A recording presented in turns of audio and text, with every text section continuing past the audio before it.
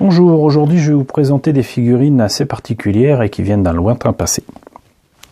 D'un lointain passé parce qu'il s'agit des personnages atlantiques d'Albator. Il y a beaucoup de choses à dire sur Atlantique et sur Albator. Et il se trouve qu'en fait, là je n'ai qu'une boîte à vous présenter alors que j'espérais pouvoir en retrouver plusieurs. Non seulement les personnages d'Albator, mais également les personnages de Goldorak. Non seulement les boîtes, mais également les personnages que j'avais peints il y a des années. Le problème, c'est qu'évidemment, la loi de Murphy étant ce qu'elle est, je sais que je les ai, je sais que c'est quelque part, mais je n'arrive pas à les retrouver. Donc j'avais mis de côté cette petite boîte des figurines d'Albator qui est pas neuve, mais qui est là présente avec les figurines à l'intérieur, qui elles n'ont pas été touchées, et je me suis dit tant pis, allez, on va se lancer. Au pire, on fera une vidéo avec la présentation des autres boîtes, sachant que pour Albator, bien évidemment, il y en a 3. J'en ai que 2 qui représentent les figurines, à savoir donc là, les figurines avec les alliés d'Albator, et l'autre boîte, c'est celle avec les sylvidres et les alliés des sylvidans. Donc ça fait 2 boîtes pour les figurines, et la 3e boîte, c'est laquelle, me direz-vous? C'est tout simplement l'Arcadia, qui avait été fait par les Français, enfin les Français. Atlantique, c'était une gamme surtout italienne, mais on y reviendra. Quoi qu'il en soit, donc voilà, les figurines en question se trouvaient absolument partout en 1980, et ça fait vraiment partie de l'imagerie de la jeunesse de beaucoup d'entre nous qui sommes nés dans les années 70 et qui avons apprécié Albator dès les premiers instants et dès la première série. Donc comme vous voyez, la boîte est magnifiquement estampillée du logo d'Antenne 2. Le logo Albator est quand même aussi assez remarquable. Le logo Atlantique est assez particulier aussi, on le retrouve surtout, bien évidemment, toutes les boîtes Atlantique, qui ne sont pas limitées à des licences de dessins animés japonais, loin de là. Par contre, les dessins sur la boîte, je suis désolé de le dire, mais moi j'en avais un beau souvenir, mais là j'ai l'impression que c'est des dessins amateurs faits avec de l'aquarelle ou des crayons de couleur piqués à un gamin à la récré. C'est pas que c'est moche, c'est que c'est mal foutu. Voilà, là je sais pas, il est en train de se gratter les aisselles. Non, c'est vraiment pas beau. Bref, donc c'est une petite boîte qui était vendue dans les 15 ou 20 francs, je pense, à l'époque, je sais plus trop. Moi, tout ce que je sais, c'est que je l'ai acheté dans ce qu'on appelait une droguerie avant. Alors rien à voir avec de la vente de drogue, on n'y trouvait pas de la bœuf ou de l'héroïne ou quoi.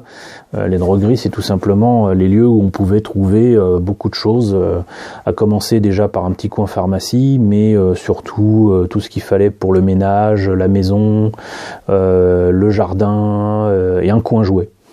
Dans les drogueries, dans les années 70 en France, on avait souvent un coin jouet.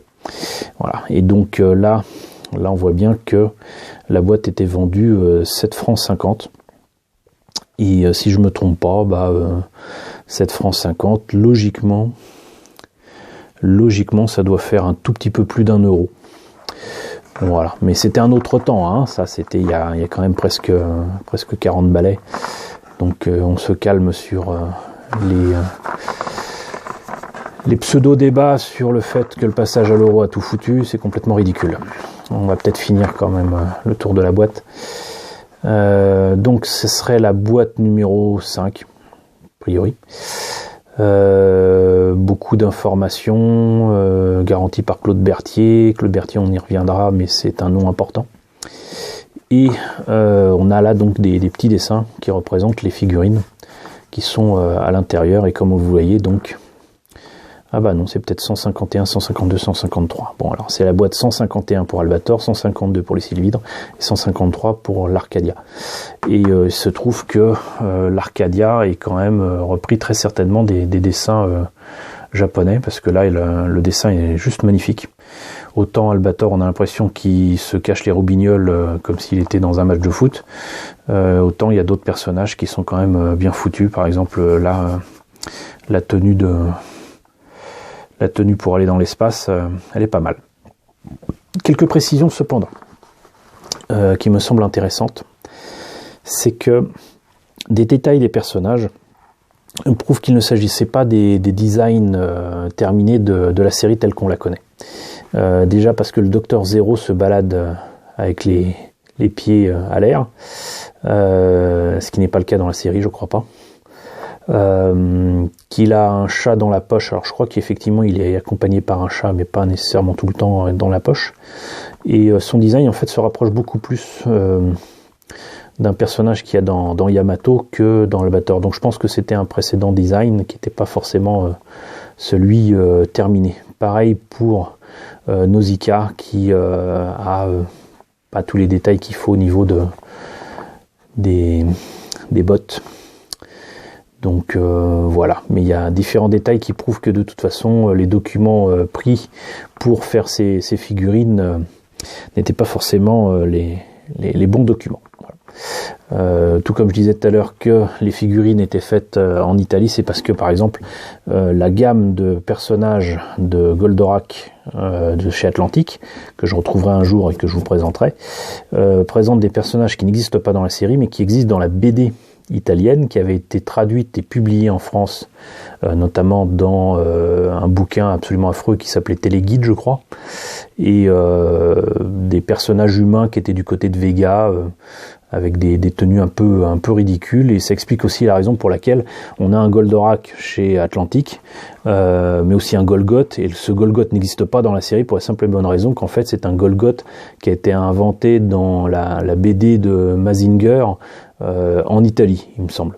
Voilà, ou peut-être dans la BD de Goldorak en Italie, mais en tout cas c'est pas un design de la Toei ni un design de la série de Goldorak. Mais pour revenir sur Albator, donc voilà, visiblement c'est la boîte 151, 152, 153, parce que pour terminer sur Atlantic, c'est une gamme de jouets et de figurines qui a été importée et vendue en France par Claude Berthier.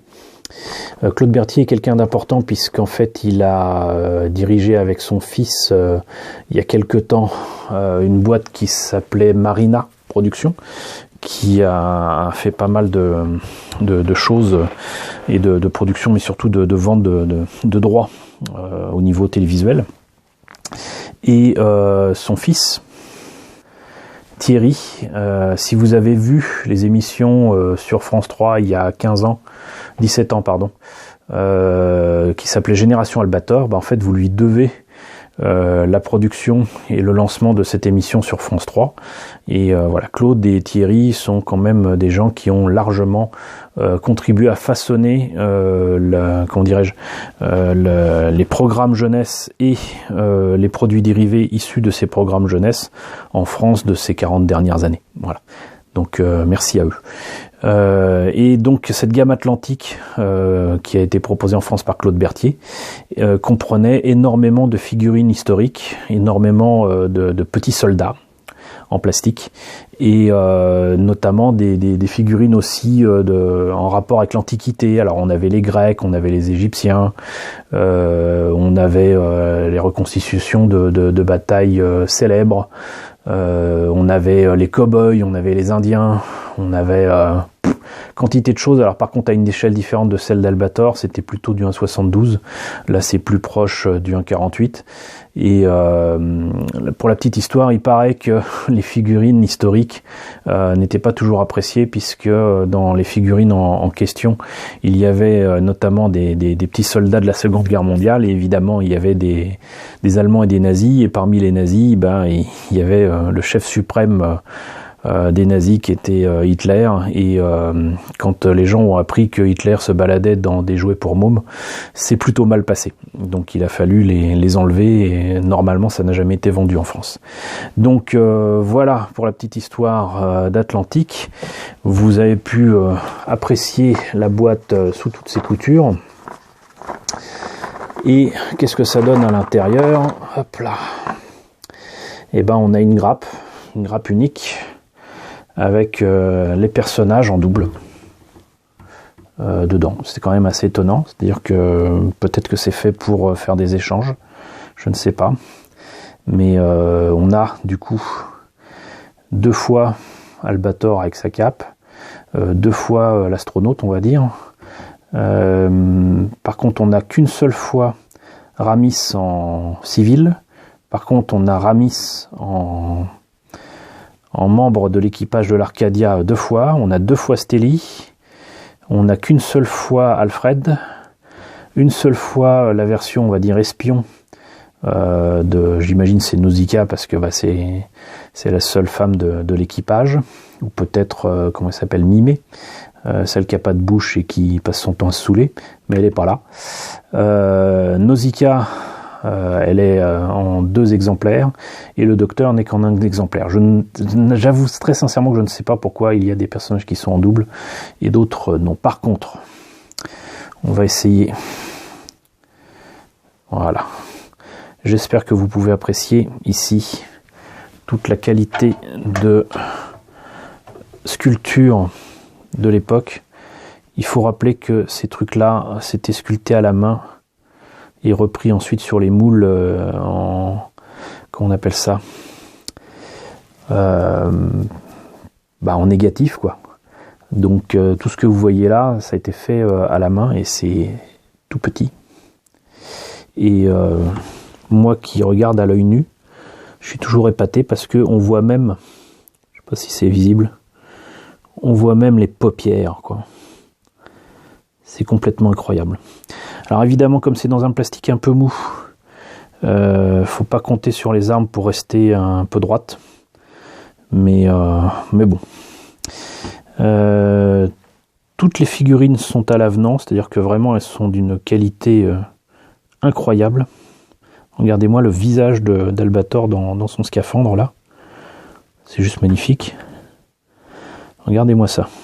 On voit très bien mes empreintes digitales, mais on voit aussi très bien les détails des figurines. Alors Nausicaa n'est pas forcément très ressemblante, mais bon, ça reste acceptable vu la taille. Stelly par contre me fait un peu peur. Alfred n'est pas très ressemblant, mais encore une fois ça reste bien. Hop, on va retourner. Donc là on a les mêmes personnages, hein. Et là donc on a Ramis et le docteur. Voilà. Alors de dos, bon je pense pas que ça vous apporte grand chose, mais vous aurez deviné qu'évidemment Albator faut lui mettre sa cape ici, et vous noterez que visiblement le sculpteur a des notions d'anatomie très très poussées. Voilà. Donc voilà, c'était les figurines d'Albator et de ses amis. J'espère pouvoir vous trouver bientôt les autres boîtes, et notamment la boîte avec les sylvidres, mais surtout vous trouvez les figurines que j'avais peint, parce que quand je les ai obtenues, bien évidemment après je les ai peints comme j'ai pu, mais je pense que je m'en étais quand même pas trop mal tiré, que ce soit pour Goldorak ou pour Albator. J'espère vous retrouver aussi les figurines de Goldorak, ça serait cool. Au pire, je vous présenterai quand même celles que j'avais peint, et puis on mettra des images d'archives, des boîtes qui correspondent.